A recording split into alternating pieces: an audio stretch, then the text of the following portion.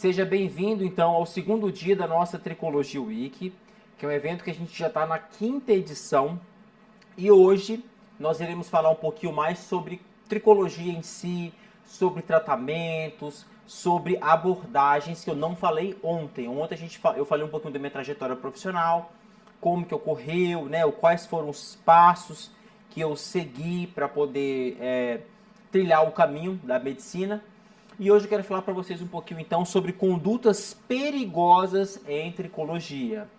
Se você tem algum amigo, algum colega que tem interesse na área, eu vou pedir para você compartilhar esse vídeo com os seus colegas, tá? Compartilhar com eles, porque hoje o nosso assunto vai ser bem quente mesmo, vai ser um assunto bem interessante. Bom, pessoal, então, para quem não me conhece, eu sou o Leonardo, sou médico dermatologista, sou também especialista em rancenologia, tanto na parte de dermatologia estética quanto na parte de dermatologia clínica eu atuo. E já ministro cursos desde 2010 já tive a honra de ter cerca de 4.000 alunos aproximadamente. Mas esse ano eu quero falar para vocês um pouquinho o seguinte: 2022 eu falei que foi o ano das alopécias cicatriciais. E 2023 não será diferente, tá? Eu fico observando as pessoas, elas que se intitulam tricologistas, que se intitulam dermatologistas, mas as pessoas não querem saber de tratar a doença, elas não querem saber de atender o paciente com problema de saúde da pele ou do cabelo. Elas só querem oferecer e oferecer procedimentos estéticos, mas não querem saber tratar de maneira sistêmica. Então tá faltando no mercado médicos especializados em doenças, tá? Então, o que são as alopécias cicatriciais? As alopécias cicatriciais, elas são um grupo de doenças mal compreendidas que elas vão afetar o folículo piloso. O folículo piloso, pessoal, ele é um mini órgão, tá?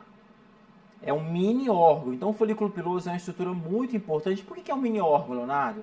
Porque é uma estrutura complexa. Aqui tem uma imagenzinha aqui, ó, que eu vou resumir para vocês. Mas a gente tem na porção inferior a papila dérmica, que lá a gente vai ter o bulbo do folículo, que vai sofrer a ação da 5-alfa-redutase, e nos pacientes geneticamente predispostos pode levar a um quadro de alopecia androgenética. Nós temos lá em cima a glândula sebácea, e a glândula sebácea ela tem um canudinho ali, né, que é um ducto. Então, o ducto do canudinho da glândula sebácea para cima, do ducto dela para cima, ele recebe o nome dessa estrutura anatômica, chamado de infundíbulo. E nós temos também uma estrutura importante ali, que é o músculo piloeretor, ou músculo eretor do pelo, que ele fixa o músculo, a pele, o folículo na pele. Inclusive, tem até algumas doenças que elas acometem esse músculo, tá? O piloleumioma, por exemplo, que é uma doença que o paciente aparece um montão de pápulazinha, né? Geralmente na região do ombro, das costas, da região dorsal. E aí quando bate um vento, o paciente sente dor. Aí a pessoa que não sabe fala, isso aí deve ser um herpes zoster, né? Então assim, dermatologia, tricologia é complexo. Então nós temos ali o músculo piloeretor e próximo à inserção do músculo piloeretor, a gente vai ter uma estrutura muito importante que é o bulge, tá? E ali, então, da inserção do músculo piloeretor para cima, a gente recebe o nome de istmo. Então, a gente tem o infundíbulo, que está mais em cima, e temos o istmo embaixo. E próximo à inserção do músculo piloeretor, nós temos o bulge. E o bulge é uma estrutura muito importante, cada vez mais está sendo estudada.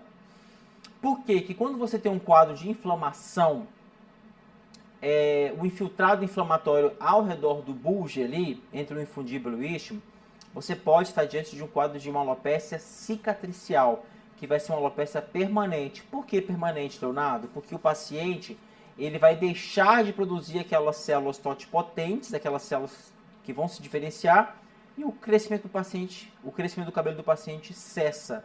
Então aquele couro cabeludo ele dá lugar a uma área mais enrijecida, mais cicatricial. E são quadros recorrentes, inflamatórios, progressivos, quadros crônicos. Então, pessoal, para com esse espírito de querer fazer uma macumbaria na cabeça do paciente. Tem gente que pega a cabeça do paciente e vai colocando, vou fazer um sanduíche na sua cabeça. Aí vem, Agora eu vou fazer um microagulhamento. Agora eu vou fazer um laser túlio.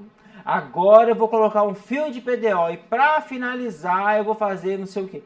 Vai criando coisas sem entender a estrutura do folículo piloso. Sem entender a complexidade. Pessoas que ficam acreditando em todo quanto é encartezinho de laboratório. Sabe, a gente está vivendo uma geração de pessoas vulneráveis. De pessoas vulneráveis mesmo. Se eu chegar para você e falar assim, olha, gente, a tricologia é muito bom, eu ganho R$1 milhão por dia, é isso mesmo, por dia, e eu fecho 10 protocolos de R$100 mil para cada paciente, eu divido para os pacientes em 10 vezes, eu consigo dividir para eles para facilitar, e eu consigo ganhar R$1 milhão por dia. Você vai acreditar? Internet é isso. As pessoas, elas criam situações, criam histórias e o paciente acredita. Vem trabalhar nos Estados Unidos, está muito bom, estou ganhando $50 mil por semana fazendo faxina. Então para de ficar acreditando em todo mundo. Sabe, a pessoa na internet, ela pode ser o que ela quiser, mas são pessoas que não têm substâncias, não têm histórico. Cada vez mais a gente está vendo aí especialista em marketing, médico, especialista em não sei o que. Pessoas que não têm história nenhuma, que não têm passado nenhum, tá? Então se você quiser trabalhar com tricologia, você tem que aprender tricologia, não é ficar nessa picaretagem não, tá? Então aqui nós temos alguns exemplos de doenças, né, que são alopécias cicatriciais. Muitas pessoas conhecem só mesmo a alopécia fibrosante, mas existe uma infinidade de doenças que são alopécias cicatriciais, ou seja, que vai ter um infiltrado inflamatório entre o infundíbulo e o istmo. Aqui é um quadro de alopécia fibrosante frontal da forma clássica, que todo mundo acha que só chega assim, mas existem outras formas de alopecia fibrosante frontal. Dessa forma aqui a gente perde cabelinho da sobrancelha também, podemos ter algumas pápulas perifoliculares na fronte, podemos perder inclusive cabelo do corpo, então é um quadro sistêmico, então você tem que saber o que você vai perguntar na sua anamnese. Pessoal, a aula hoje ela não vai ser uma aula longa, tá? Vai ser uma aula bem resumida, bem enxuta mesmo para vocês. Tá gostando do conteúdo? Compartilhe com seus colegas, me marque no Instagram também, tá? Que eu vou repostar. Então, a AFF é um quadro que a gente vai ter, então, essa destruição do bulge. Por isso que vários medicamentos que a gente utiliza é para tentar aí diminuir esse processo inflamatório. Só que existe uma outra forma de alopecia fibrosante frontal também, que é a forma que a gente chama de pseudofranja. Olha, Leonardo, estou estudando para a prova do TED e eu vi que sinal da franja a gente vai ver na alopecia de tração. Olha só, a alopecia de tração, aquela alopecia que o paciente puxa demais o cabelo, realmente a gente pode ver o sinal da franja. Mas aqui na alopecia fibrosante frontal, existe uma forma que o paciente tem um cabelo, existe uma faixa cicatricial e tem outro cabelinho. Esse cabelinho aqui de frente, a gente chama de sinal de pseudofranja, tá? Então o paciente ele tem a área do cabelo, uma faixa cicatricial e aquele cabelinho. E lembrando que a alopecia fibrosante frontal não é uma condição exclusiva de mulheres, ela pode acometer homens também. Eu já vi paciente que fez transplante capilar, que estava óbvio que era um quadro de AFF, e foi feito nessas clínicas aí, que eu fico olhando que tem vários médicos que preferem trabalhar nessas clínicas do que dar um plantão. Realmente, né, você vai ver essas clínicas populares, que eu não vou citar nome, elas pagam, sei lá, R$1.500 por dia para o médico, então é melhor ele trabalhar na clínica do que fazer um plantão, né, de 12 horas. Só que esses médicos, muito deles, eles não têm formação nenhuma na área de tricologia, eles não sabem nada. Aí a equipe, né, técnica vem, faz o transplante, o médico só indica ou contraindica o procedimento. Só que ele não sabe examinar e aí eles permitem que realize a cirurgia. Aí depois de um ano o paciente volta, doutora, não funcionou nada não. Continuo sem cabelo, então o cabelo cresceu um pouquinho e caiu todo. Por quê? Você indicou um transplante capilar num quadro que estava com uma inflamação em atividade. Então cuidado com isso, porque na hora do bem bom, meu amigo, a culpa vai ser da clínica não, vai ser daquela marca de clínica de transplante capilar não. A culpa vai ser sua. A responsabilidade técnica vai ser sua, tá? Então toma cuidado, tá? Quando você for trabalhar nesse tipo de clínica. Então a AFF não é exclusiva de homens e a AFF ela pode ter um estágio tardio e a pessoa realmente ela pode perder todo o couro cabeludo. Mas a AFF ela engana. O paciente ele chega no consultório, a mulher, por exemplo, né? Ela tem um volume de cabelo interessante, é grossão ainda, né? E a testa dela vai aumentando. E quem não sabe desse quadro de AFF começa, né, a oferecer outros tratamentos para o paciente, não desconfie que é AFF. Nós temos também a pseudopelada de Brock, que é um quadro que a gente vai ter essa imagem que vocês estão vendo aí, que é uma imagem de pegadas na neve.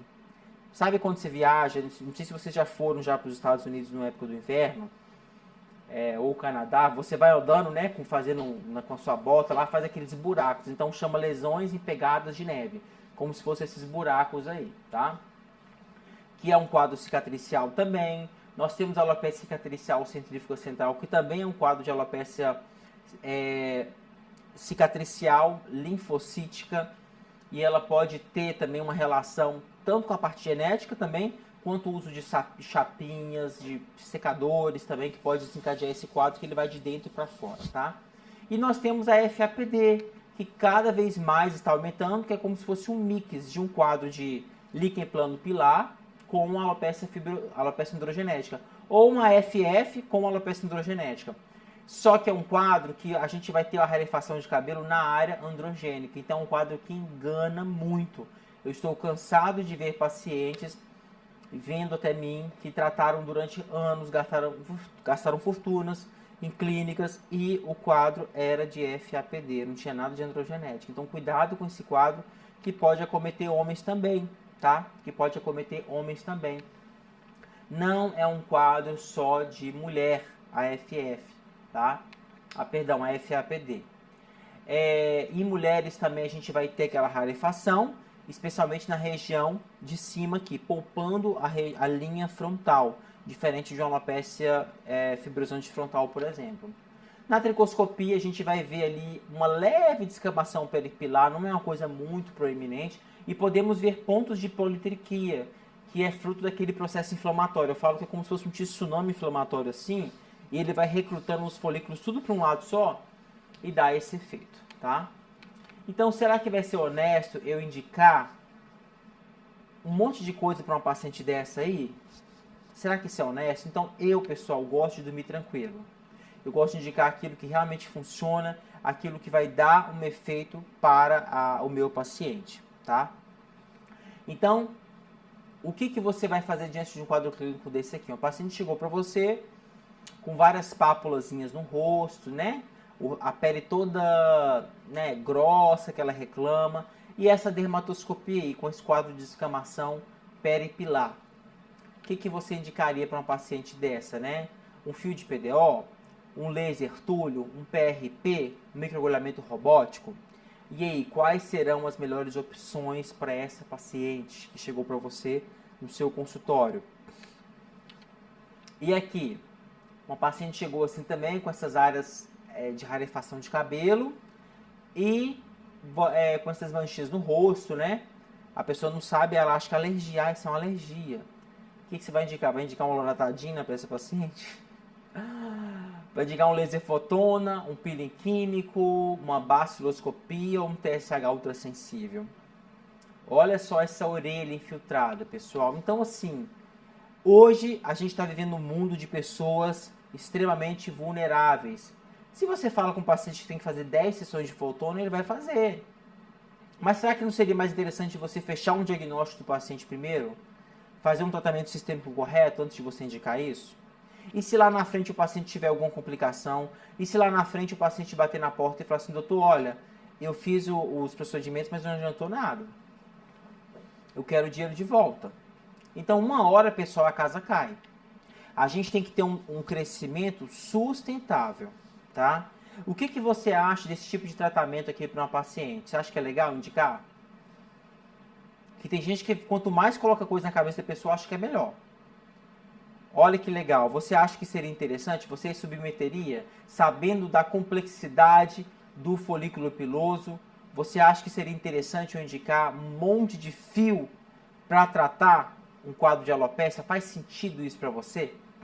Nas alopécias cicatriciais, nós já temos uma diminuição do volume de gordura no couro cabeludo do paciente. Faz sentido eu colocar uma coisa para afinar mais, para endurecer mais essa cabeça da pessoa? Então, fio de PDO as pessoas elas colocam que o fio de PDO ele pode aumentar, melhorar a via beta-catenina, estimulando o crescimento do fio. Gente, isso não tem there is no make sense, tá?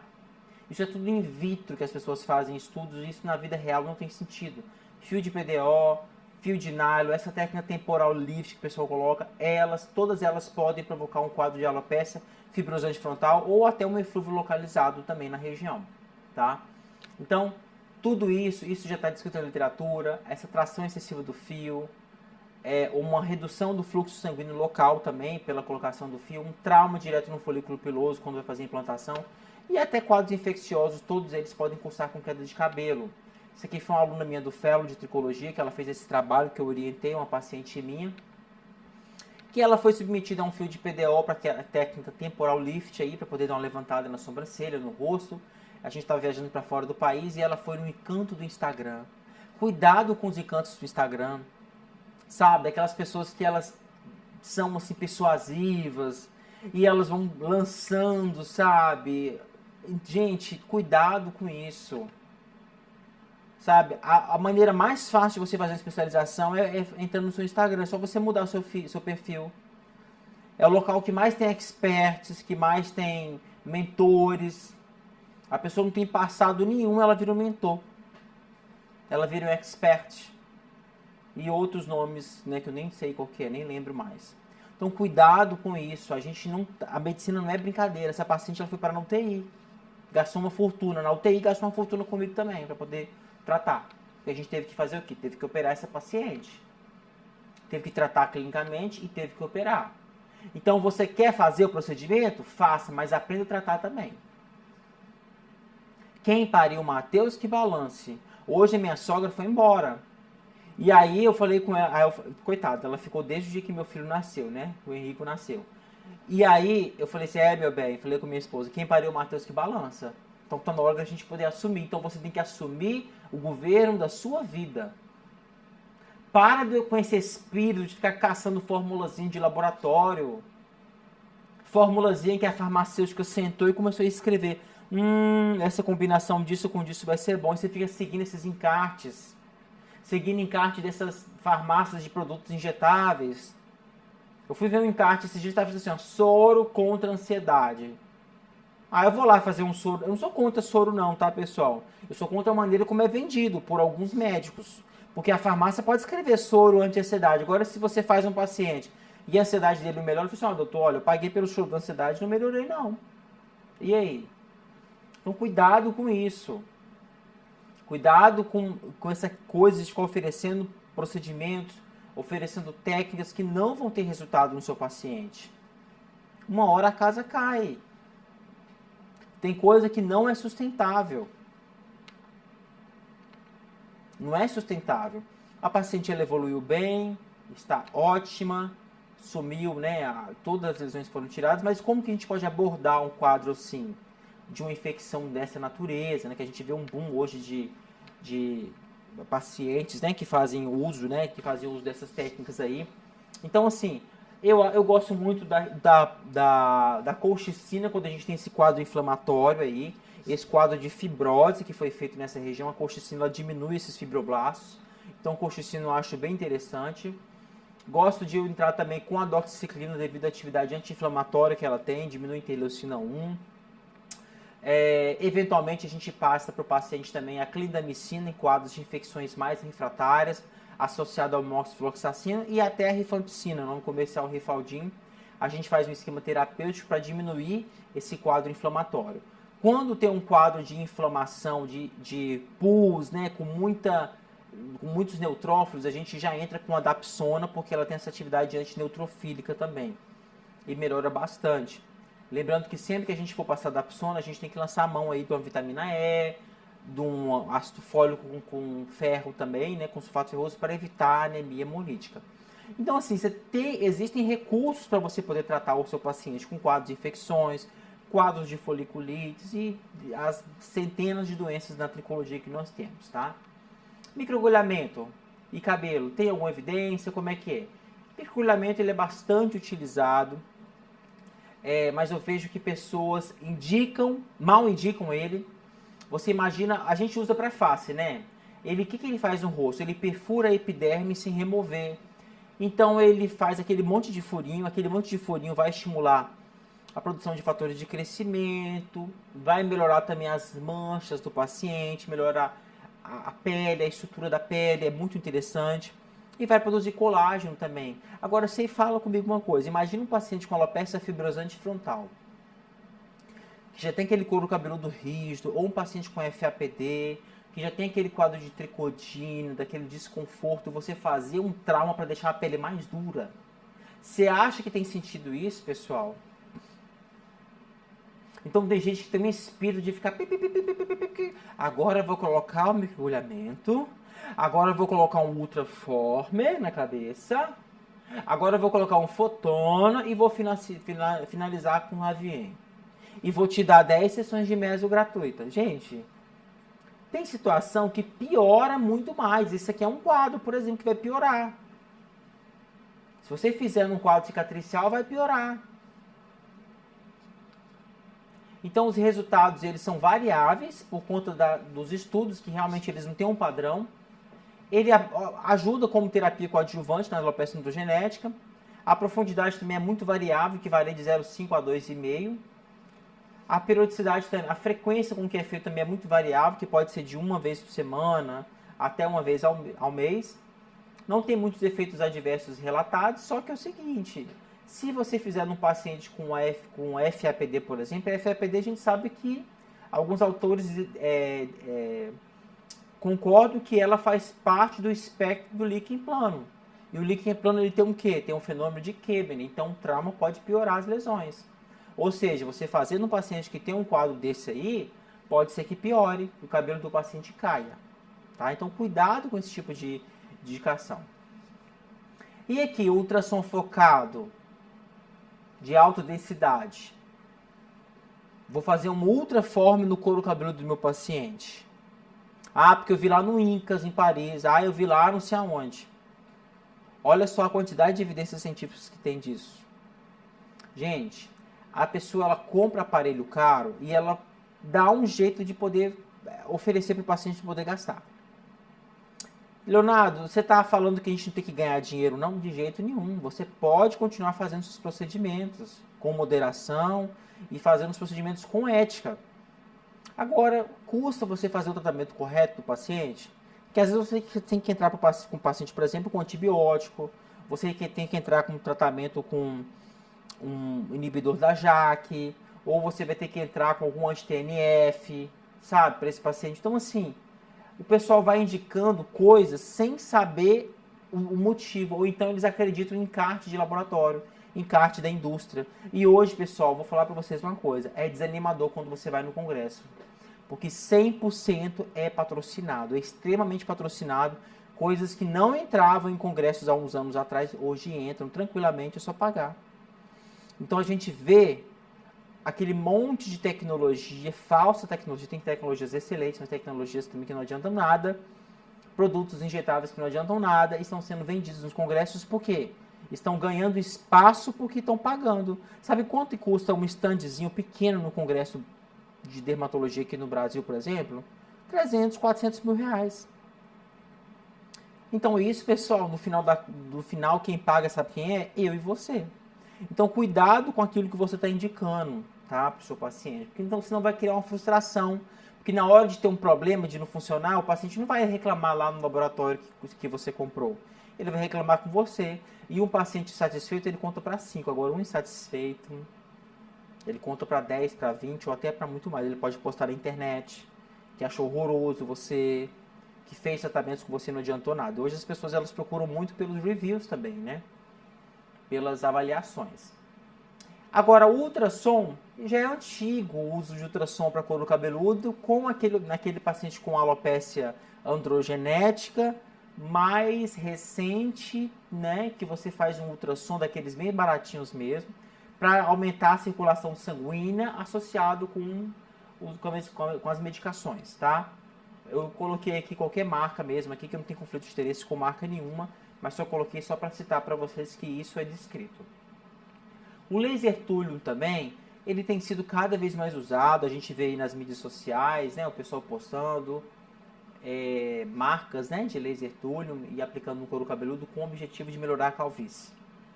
Então esse estudo aqui, ele saiu, né, Só que, gente, esse estudo aqui foi apenas com 10 pacientes com alopecia androgenética e que foram excluídos os pacientes que estavam fazendo qualquer outro tratamento para alopecia androgenética nos últimos 6 meses só. Então, quem estava usando alguma coisa nos últimos 6 meses saiu do estudo. Então, assim, o estudo ele concluiu que ele melhora a espessura do cabelo, só que no paciente que estava usando o laser Túlio junto com uma solução com fator de crescimento aplicado imediatamente após. Então, assim, dá para confiar? É uma coisa que dá para confiar para a gente poder oferecer 100% do paciente? Não. E eu falo para vocês o seguinte, pessoal, tricologia, quem se inscrever no meu curso, que as inscrições vão abrir amanhã com uma condição exclusiva, já estão abertas, mas eu peço para você esperar que a condição exclusiva a gente vai liberar amanhã. Será que vale a pena a gente estar indicando esse monte de tecnologia, de comprando um monte de coisa? Dá para a gente fazer as tecnologias? Dá. Mas será que não é melhor se a gente fizer o tratamento correto, o diagnóstico correto no paciente? Então, assim, eu quero desafiar você que antes de você indicar um aparelho, uma tecnologia, será que você conhece todas as doenças do cabelo? Será que você sabe tratar todas as complicações? Será que você sabe todas as possibilidades de tratamentos sistêmicos para o seu paciente? Então essa é a reflexão que eu deixo para vocês, tá?